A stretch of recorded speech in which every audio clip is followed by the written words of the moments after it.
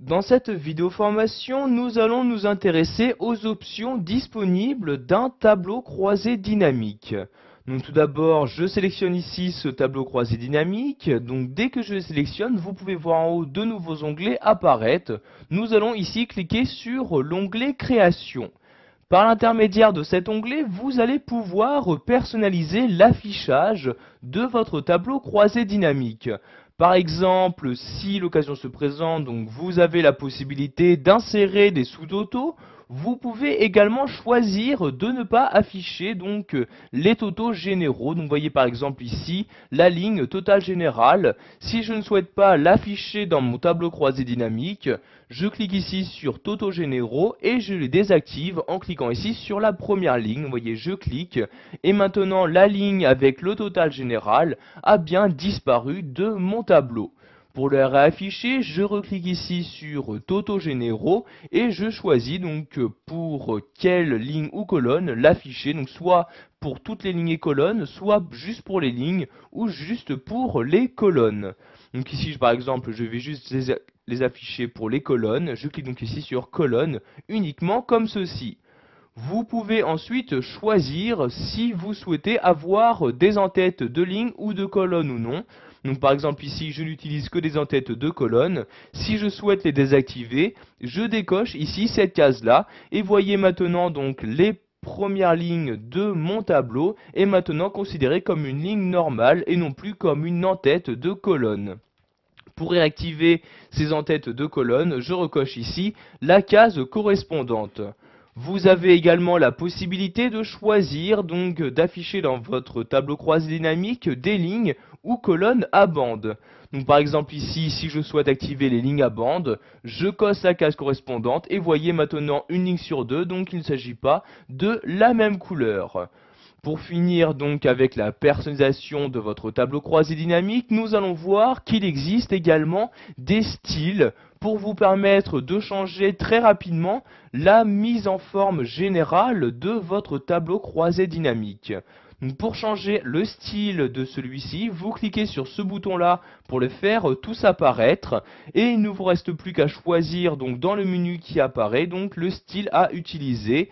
Donc sachez que si vous laissez votre souris sur l'un des styles, vous aurez l'aperçu qui apparaîtra directement sur le tableau concerné. Donc je vais par exemple ici prendre ce style-là, je clique donc dessus pour l'appliquer à mon tableau croisé dynamique et voyez le style a bien été appliqué. Nous allons maintenant nous intéresser à ce volet-là. Sachez que vous avez la possibilité de le personnaliser. Donc par exemple, choisir ce qui doit y être affiché. Pour ce faire, vous cliquez sur ce bouton-là et vous choisissez les sections que vous souhaitez avoir dans cette partie-là. Donc par défaut, vous avez ici les sections champs, ces différentes sections, et zones superposées, donc ici ces sections-ci. Si vous souhaitez juste avoir les sections champs, vous cliquez ici sur section champ uniquement, et voyez vous avez bien la section correspondante qui s'affiche.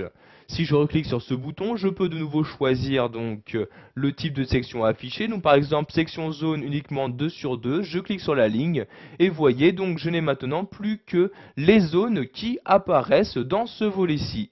Pour rétablir l'affichage par défaut, je reclique sur ce bouton et je clique ici sur section champ et zone superposée.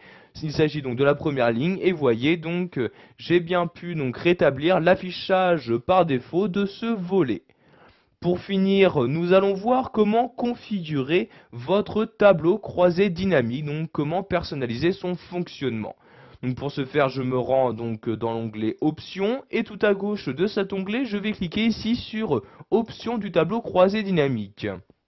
Dans ces options, vous avez par exemple la possibilité de changer son nom. Donc vous voyez, pour ce faire, vous cliquez dans ce champ-là et vous choisissez un nouveau nom. Donc par exemple ici, je vais mettre tout simplement mon tableau comme ceci et j'appuie sur la touche Entrée pour valider mes changements.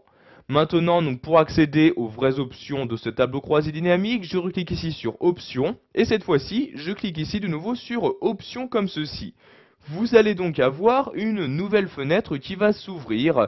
C'est dans cette fenêtre que vous allez pouvoir configurer votre tableau.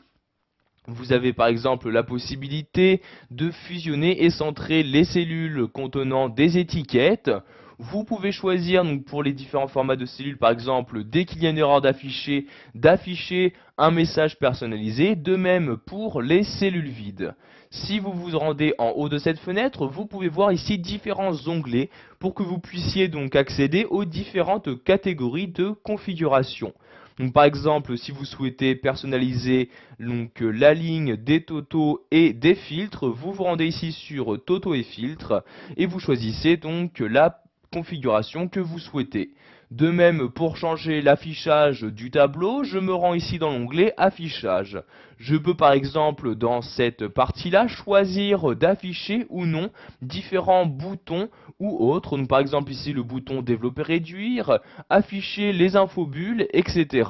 Je peux également donc dans cette fenêtre choisir donc l'ordre de tri, donc soit laisser l'ordre de tri par défaut utilisé donc par la source de données ou trier moi-même de A à Z ces différentes données. Donc je peux également donc avoir accès à différentes options d'impression, donc ce qui vous sera utile si vous souhaitez donc imprimer ce tableau-ci.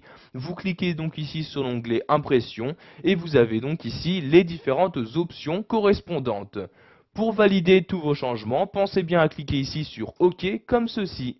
Voilà, vous avez maintenant la possibilité de configurer votre tableau croisé dynamique, que ce soit en changeant son style ou encore en accédant donc aux différentes options de celui-ci.